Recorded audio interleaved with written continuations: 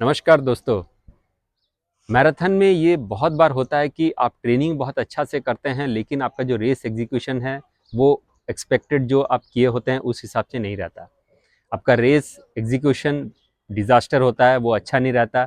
आपका जो प्लान कर रखा है वो प्लान आप सक्सेसफुली उसको एग्जीक्यूट नहीं कर पाते, इस हिसाब से आपका रेस आपके हिसाब से नहीं रहता।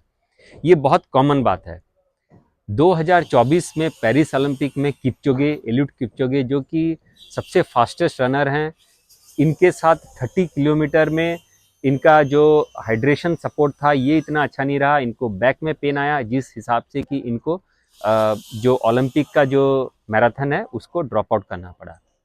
केनिसा बेकेले जो कि 5 किलोमीटर 10 किलोमीटर का वर्ल्ड रिकॉर्ड होल्डर थे, इन्होंने भी बहुत बार रेस को ड्रॉप किया है।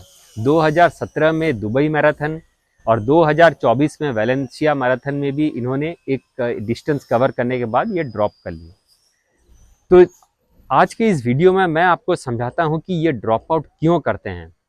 दूसरा रीज़न है कि मेरा जो टाटा स्टील कोलकाता वो अपना प्लान के हिसाब से मैं क्यों एग्जीक्यूट नहीं कर पाया, उसमें मैंने क्या क्या गलतियां किया, मैंने क्या उसमें मिस्टेक किया, क्या गलतियां किया जो कि जिससे कि मेरा ये रेस बिल्कुल अपने प्लान के हिसाब से मैं नहीं दौड़ पाया। तो मैं उम्मीद करता हूं कि आज आप ये वीडियो पूरा देखेंगे, आप समझेंगे कि ये गलतियां क्या होती है और ये आप अपने जो मैराथन दौड़ने जाएंगे उसमें आप ये गलती बिल्कुल भी ना दोहराएं। तो ये इस वीडियो का ऑब्जेक्टिव है। तो सबसे पहला चलिए बात करते हैं कि ड्रॉप आउट होता क्या है। जब आप मैराथन स्टार्ट करते हैं दौड़ना, तो कुछ किलोमीटर के बाद आपको लगता है कि आपका जो गोल आपने सेट कर रखा है, वो चाहे आपने डिसाइड कर रखा होगा कि मुझे जो फुल मैराथन है वो कम से कम 3 घंटे में करना है, तो उसके लिए हर किलोमीटर का जो पेस है वो 4:12 4:13 के आसपास आता है। तो अगर आप देखते हैं कि कुछ किलोमीटर अगर आप उस पेस में दौड़ नहीं पाते, तो आपको वो कॉन्फिडेंस नहीं आता कि मैं जो गोल जो टाइमिंग है उसको अचीव कर पाऊंगा, और उस हिसाब से आप रुक जाते हैं। इसको हम ड्रॉप आउट करते हैं। ड्रॉप आउट बहुत अलग अलग रीज़न से होते हैं। अगर आप गोल पेस अचीव ना कर पाते वो है, अगर आपके साथ कोई अनएक्सपेक्टेड कुछ दुर्घटना होती है, जैसे कि पैर में पेन, बैक में पेन, कुछ इंजरी हो जाती है या कुछ निगल आते हैं, तो इस हिसाब से आप ड्रॉप आउट करते हैं। कुछ कुछ जगह पर अगर आपका हाइड्रेशन अगर सही नहीं है तो आपको बहुत ज़्यादा स्ट्रगल करना पड़ता है, बहुत ज़्यादा आपको उसमें एफर्ट डालना पड़ता है, और उस हिसाब से आप वहाँ पर गिव अप कर जाते हैं, और जिसको कि हम ड्रॉप आउट कहते हैं।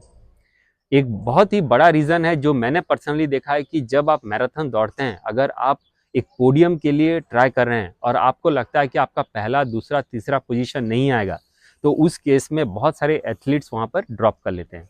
उसका रीज़न ये है कि उनका पोजीशन आने वाला नहीं है, उनको पैसे मिलेगा नहीं, तो वो पूरा मैराथन दौड़ के उनका कुछ फ़ायदा नहीं है, तो इस हिसाब से वो बीच में ही अपना रेस रोक देते हैं, डीएनएफ हो जाते हैं, और फिर वो नेक्स्ट रन में नेक्स्ट जो इवेंट है उसमें बहुत अच्छा परफॉर्मेंस देते हैं।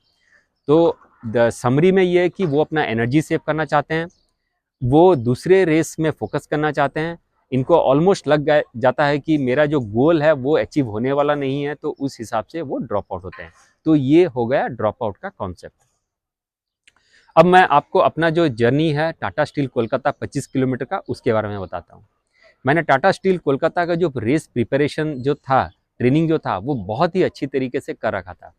जितना वीकली डिस्टेंस था उतना मेंटेन करता था, जितने फास्ट वर्कआउट चाहिए थे, चाहे वो tempo run, interval run, fartlek run या हिल रन, वो सब मैंने कर रखे थे। इससे पहले मैंने कुछ अच्छे अच्छे मैराथन में भी इवेंट में पार्टिसिपेट कर रखा था, जिसको कि हम बोलते हैं ट्यून अप रेसेस। मैंने टाटा स्टील जमशेदपुर 2 हफ्ते पहले ही कर रखा था, और उसमें मेरा टाइम 1 घंटा 22 मिनट का था, जो कि एक बहुत ही अच्छा टाइम था। मैं उस हिसाब से बिल्कुल कॉन्फिडेंट था कि मेरा जो ट्रेनिंग वो बिल्कुल सही जा रहा है, और मैं एक बहुत ही अच्छा टाइमिंग निकालूंगा। तो टाटा स्टील कोलकाता में मैंने जो अपना सबसे बड़ा गोल रखा था वो है ये कि ये 25 किलोमीटर का रेस है, बट मेरा दिमाग में था कि कोलकाता का जो रूट है वो बहुत ही फ्लैट है, वेदर बहुत ही अच्छा होता है, और इसमें मैं हाफ मैराथन कम से कम 1:20 में निकाल पाऊंगा, ये मेरा ऑब्जेक्टिव था, ये मेरा गोल था। तो इस हिसाब से मैंने अपना ये जो रेस एग्जीक्यूशन स्टार्ट किया। तो जब सबसे पहले जब मैंने अपना घर से फ्राइडे को दोपहर को मैं घर से निकला, घर से बहुत अच्छा खाना वाना खा के निकला। मैं वंदे भारत से हावड़ा पहुंचा, लेकिन वहीं से मैंने अपना गलती करना स्टार्ट कर दिया। मैं जनरली उतना खाता नहीं हूँ, लेकिन वंदे भारत में मैंने वहाँ पर जो इन्होंने लंच सर्व किया, जो चाय पानी जो भी नाश्ता सर्व किया, ये सारा मैंने कंज्यूम किया। उसमें चाय भी था, उसमें बिस्किट्स भी थे, उसमें रोटी भी थे, चपाती भी थे, सब कुछ जितना भी था मैंने कंज्यूम किया। तो जब मैं हावड़ा पहुंचा तभी मेरे को अपना पेट भारी लगने लगा था। फिर उसके बाद हावड़ा में उतरने के बाद मैं अपना हॉस्टल जो बुक हमने कर रखा था, होटल जो बुक कर रखा था, वहाँ मुझे डायरेक्ट जाना था। वो वहाँ मैंने अपना दूसरा गलती किया। वहाँ उतर के मैं चल चल के अपने जो दोस्त हैं उनके साथ जाने लगा। अब मेरे पास एक बैग था, उसको उठा के गया। वहाँ पर फिर बस से हम एक डिस्टेंस गए और वहाँ से फिर हम होटल के हो गए। तो कुल मिला के उस दिन कम से कम 3 से 4 किलोमीटर मैं फ्राइडे को रात को ही चला रहूँगा। जब मैं चल रहा था तो मुझे इसका अंदाज़ा नहीं था कि ये मेरा रेस के ऊपर इम्पैक्ट करेगा। मैं सोचा ये नॉर्मल वॉक है और ये मुझे कोई फ़र्क नहीं पड़ेगा। तो ये मेरा दूसरा मैंने ये काम किया। तीसरा जो चीज़ था, मैं सैटरडे को उठा 6:30 बजे, मैं अपना 1-2 किलोमीटर का जॉग करके घर पे पहुंचा। और फिर उसके बाद वहाँ मैंने अपना तीसरा गलती किया कि जब मेरे दोस्त लोग रनिंग करने जा रहे थे तो मैं उनके साथ ज्वाइन किया वार्म अप करने के लिए। कुल मिला के हम घर से गए मैदान के आसपास। वहाँ पर मैदान में हम घूमे फिरे, स्ट्राइड लगाए। फिर उसके बाद फिर वहाँ से हम गए जो गंगा का घाट है वो देखने। फिर हम गए एक्सपो में। एक्सपो में फिर मैं वहाँ सबसे मिला। वो एक्सपो के बाद फिर मैं वापस रिटर्न आया अपना होटल। और ये कुल मिला के सवेरे 9 बजे से लेके शाम का 4 बजे तक ये चला। इसमें मैं पूरा डिस्टेंस जो है चलता ही रहा। तो मैं अपना घड़ी नोट कर रहा था और मेरा घड़ी इसमें कुल मिला के 12 से 13 किलोमीटर दिखा रहा था। जब मैं ये कर रहा था तभी मुझे अंदाजा हो गया था कि मैं अपना जो रेस शेड्यूल के हिसाब से नहीं चल रहा हूँ। मैं बिल्कुल डेविएट हो चुका हूँ। मैं बहुत ज़्यादा एग्जॉस्ट हो चुका हूँ। उस समय मुझे अंदाजा हो ही गया था कि मैं अपना बॉडी को एग्जॉस्ट कर चुका हूँ और मेरे एनर्जी लेवल्स बहुत डाउन हो चुके हैं। लंच भी जो हमने किया वो भी बहुत देर से किया, कुल मिला के 3:30-4 बजे किया। बहुत जगह घूमे, लंच किए। लंच का मेरा जनरली टाइम रहता है 12 साढ़े 12, लेकिन मैं इस समय 4 बजे लंच कर रहा हूँ। फिर उसके बाद हम घर पे आए। घर पे थोड़ा सा रेस्ट लिए और फिर हम डिनर के लिए गए 8 साढ़े 8 बजे। हमने वहाँ पर भरपेट खाना खाया।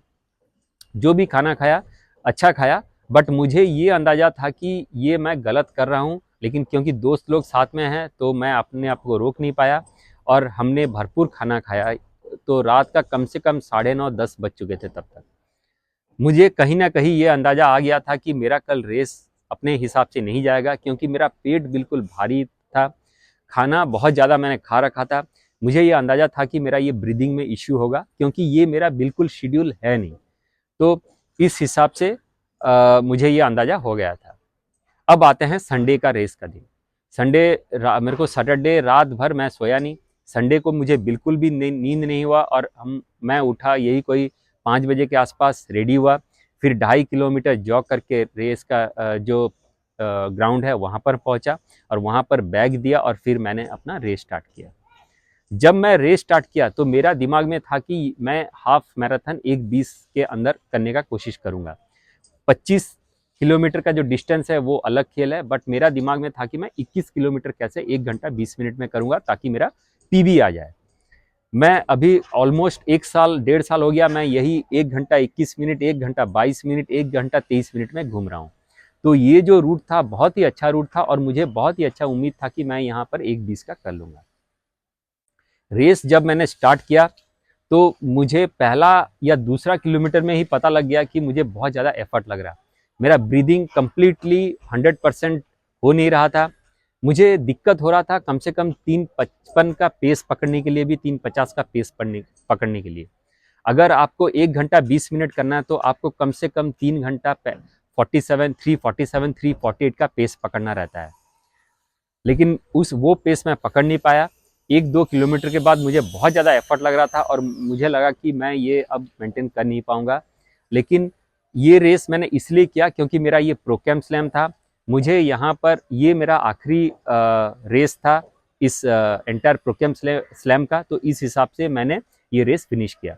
मैं पूरा जो रेस अपना था उसमें जॉगिंग जैसा 4:20, 4:25 का पेस में कर रहा था और मैंने बहुत ही कंफर्टेबल वे में ये रेस मैंने फिनिश किया। रेस फिनिश तो किया, मुझे कहीं ना कहीं ये बहुत दुख था कि मैंने इतना प्रिपेयर किया बट मैं डिसिप्लिन नहीं रह पाया, इसीलिए मेरा ये रेस पूरा हाथ से निकल गया। तो मैं अब आपको एक यहाँ पर एक एडवाइस देता हूँ।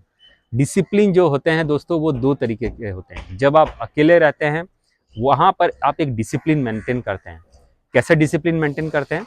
आप एक खाना सही तरीके से खाते हैं, आपका सोने का टाइम रहता है, आपका ऑफिस जाने का टाइम रहता है, ऑफिस में क्या खाना है क्या नहीं है ये पूरा एक शेड्यूल के हिसाब से करते हैं। बट ये आप एक कंट्रोल्ड इन्वायरमेंट में करते हैं जहाँ कि आप सिर्फ अकेले वहाँ पर हैं। दूसरा जो इन्वायरमेंट होता है जिसमें कि आप एक फैमिली के साथ रहते हैं, दोस्तों के साथ रहते हैं, आप वहाँ पर अगर डिसिप्लिन मेंटेन करते हैं तो वो काफ़ी चैलेंजिंग होता है, बट वो सबसे ज़्यादा ज़रूरी है। आप अगर रेस करने के लिए गए हैं तो आप ये ध्यान में रखें कि आप उन लोगों के साथ रहें जिनका कि ऑब्जेक्टिव गोल आपके साथ मैच करता हो। आप वही खाना खाएं जो आप डेली रेगुलरली खाते हैं। आप उतने ही वर्कआउट करें जितना आपका बॉडी सपोर्ट करता है और जितना आपने ट्रेनिंग में कर रखा है। इस केस में मेरा क्या हुआ, मैंने रेस का पहला दिन यानी 14 दिसंबर के दिन मैं कम से कम 14 से 15 किलोमीटर चला रहूँगा, जबकि मैं कभी भी 1-2 किलोमीटर से ज़्यादा चलता या वॉक ही नहीं करता रेस के पहले। खाना मैं हमेशा 12, साढ़े 12, 1 बजे तक खा लेता हूँ और उसके बाद घर पे रेस्ट लेता हूँ। बट यहाँ पर मेरा जो लंच मैंने किया ये 3:30, 4 बजे के आसपास किया। चाय पानी कभी भी मैं नहीं पीता जब भी मैं अकेले जाता हूँ, लेकिन इस इवेंट में मैंने कम से कम 2 दिन में 7 ग्लास चाय पी रखा रहेगा। तो पूरा अनडिसिप्लिन्ड वे में मैंने इस जो रेस का जो एग्जीक्यूशन है उससे पहले मैंने ये बिल्कुल अनडिसिप्लिन्ड वे में रहा और उसका नतीजा मेरे को रेस में भुगतना पड़ा। मैंने अपना जो रेस 1 घंटा 50 मिनट में फिनिश किया। मैंने फिनिश किया, मुझे बहुत ही अच्छा लगा क्योंकि मैंने प्रोकेम स्लैम जीता। प्रोकेम वालों के तरफ से मुझे बहुत ही अच्छा ये गिफ्ट मिले। प्रोकेम स्लैम का सबसे अच्छा चीज़ है कि आप जब आप रेस फिनिश करते हैं तो आपको ये बहुत ही अच्छे गिफ्ट मिलते हैं। आप उसमें बहुत ही खुश रहेंगे क्योंकि आम आदमी जैसे रनर, आपका जैसे आप मेरे जैसे रनर, आपका ज़्यादा कोई गोल नहीं है, आपको कोई विनर का कोई मतलब कोई प्राइज़ मनी नहीं है, तो आपके लिए मोटिवेशन होने के लिए अगर आपको इस तरीके का एक सीरीज़ करते हैं और उस सीरीज़ में आपको कुछ एडिशनल कुछ मेडल्स मिलते हैं तो आपको वो बहुत ही अच्छा लगेगा। तो इसलिए ये प्रोकेम स्लैम बहुत ही अनोखा, बहुत ही अच्छा इवेंट है जिसको कि आपको साल में एक बार करना चाहिए। तो ये सारे गलती मैंने जो दोहराया, मैं उम्मीद करता हूँ दोस्तों कि आपको इससे कुछ सीखने को मिला होगा। ये आप अपने जो रेस हैं उसमें आप कभी ना करें और आप अच्छा टाइमिंग ले सकते हैं। तो मैं अभी रेस से घर आ चुका हूँ। मुझे बहुत ही अच्छा लगा कि मुझे ये सीखने को मिला। गलती तो हर कोई करते हैं, केनिनिसा बेकिले भी करता है, गलती तो एलिड किपचोगे उसके साथ भी होता है, लेकिन सबसे इम्पॉर्टेंट चीज़ है कि आप उस गलती को ना दोहराएं, आप उस गलती से सीखें, उससे कुछ सबक लें और वो आप एग्जीक्यूट करें अपने जो नेक्स्ट रेस में आपका अच्छा टाइम जाएगा। अब मैं अपने अपने जितने भी मित्र हैं जो भी मेरे से जुड़े उनका मैं नाम ले लेता हूँ, जिन्होंने टाटा स्टील कोलकाता 25 किलोमीटर का डिस्टेंस बहुत ही अच्छा समय में इन्होंने फिनिश किया, इनका नाम ले लेता हूँ। अल्ताफ जी, इन्होंने 21 किलोमीटर दौड़ा बेंगलुरु मिडनाइट मैराथन में 1 घंटा 59 सेकंड्स में। सरोज 25 किलोमीटर दौड़े Tata Steel Kolkata 2 hour 4 minutes में। मनोहर जी 10 किलोमीटर दौड़े नया रायपुर शोल्डर-ए-थॉन 53 मिनट्स 8 सेकंड में। वजिंदर सिंह जी 25 किलोमीटर दौड़े टाटा स्टील कोलकाता में 3 आवर्स 1 मिनट्स और 56 सेकंड्स में। शुभम ठाकुर जी 25 किलोमीटर दौड़े Tata Steel Kolkata 1 hour 45 minutes में और इसमें इनका ये पर्सनल बेस्ट टाइमिंग रहा। प्रीतम जी 10 किलोमीटर दौड़े टाटा स्टील कोलकाता में 43 मिनट्स और 25 सेकंड लगा और इसमें भी इनका पर्सनल बेस्ट टाइमिंग निकला। आदित्य देवी जो कि 25 किलोमीटर दौड़े टाटा स्टील कोलकाता में, इनका टाइमिंग 2 आवर 25 मिनट्स रहा। रमेश 21 किलोमीटर दौड़े वाइजैक नेवी हाफ मैराथन में और इनका टाइमिंग 1 आवर 55 मिनट्स निकला। विघ्नता मिश्रा जी 25 किलोमीटर दौड़े टाटा स्टील कोलकाता और इसमें इनका टाइम 3 आवर 39 मिनट्स हुआ। डमरूधर जी 25 किलोमीटर दौड़े टाटा स्टील कोलकाता में और इसका टाइमिंग 1 आवर 47 मिनट्स हुआ। रवि जी 25 किलोमीटर दौड़े टाटा स्टील कोलकाता में 2 आवर 41 मिनट्स में। कामदेव महातो 25 किलोमीटर दौड़े Tata Steel Kolkata 1 hour 54 minutes में। श्रीकांत महातो 25 किलोमीटर दौड़े Tata Steel Kolkata 1 hour 34 minutes में। कुरैशी जी 25 किलोमीटर नया रायपुर सोल्डरथन दौड़े 2 आवर्स 46 मिनट्स में। मैं करेक्शन करता हूँ, कुरैशी जी ने हाफ मैराथन किया। Sunil ji 21 kilometre Bengaluru midnight marathon 1 hour 35 minutes. Bhupendra ji 25 kilometre Tata Steel Kolkata दौड़े 2 आवर 12 मिनट्स में, इनका बहुत ही अच्छा प्रदर्शन रहा। प्रदीप परिडा जी 21 किलोमीटर दौड़े Indian oil Vizag navy marathon में और इसमें इन्होंने 3 घंटा 3 मिनट में फिनिश किया। विजय बेड़िया जी 25 किलोमीटर दौड़े Tata Steel Kolkata 2 hours 28 minutes. Dineshwar ji 10 kilometre Tata Steel Kolkata 1 hour 4 minutes. Ashwin Naik ji 21 kilometre Vizag half marathon 1 hour 53 minutes. और लास्ट में संतोष सिंह जी 25 किलोमीटर दौड़े Tata Steel Kolkata 2 hours 15 minutes में। ये जितने भी धावक है मैं इनको थैंक यू बोलना चाहूँगा कि इन्होंने मुझे एक अपॉर्चुनिटी दिया अपने ऊपर काम करने के लिए। हमने इकट्ठे 2 महीने से ट्रेनिंग किए टाटा स्टील कोलकाता के लिए और अलग अलग जो भी आपने मैराथन का नाम सुना और इन्होंने इसमें इनका बहुत ही अच्छा टाइमिंग आया। तो दोस्तों अगर अब आप मेरे साथ जुड़ना चाहते हैं, मेरे से अगर ट्रेनिंग लेना चाहते हैं तो आप मेरे इस नंबर पे संपर्क करें, व्हाट्सअप करें, मैं आपको गाइडेंस दे दूंगा। आप जब भी मुझे संपर्क करें तो आप मुझे 3 से 4 चीज़ ज़रूर बताएं। आपका नाम, आपका एज, आपका लोकेशन, नेक्स्ट इवेंट आप किसके लिए प्रिपेयर करना चाहते हैं वो बताएं और कौन सी डिस्टेंस करना चाहते हैं वो बताएं। आपका ऑब्जेक्टिव क्या है, अगर आप ये मुझे बताएं तो मुझे बहुत ही खुशी होगी। कुछ लोग करना चाहते हैं जस्ट कंसिस्टेंट रहने के लिए ट्रेनिंग और कुछ लोग ट्रेनिंग लेना चाहते हैं क्योंकि उनको एक टाइमिंग इम्प्रूवमेंट चाहिए इवेंट में। तो जनरली मैं कोशिश करता हूं कि मैं आपको 2 महीने का ट्रेनिंग दूं, कुछ उसमें से मिनिमल चार्जेस करूं और आपका एक बहुत ही अच्छा सॉलिड जो स्ट्रक्चर्ड ट्रेनिंग आपको मैं वो भरोसा दिलाऊं कि आप ये मैराथन बहुत ही अच्छी तरीके से दौड़ सकते हैं।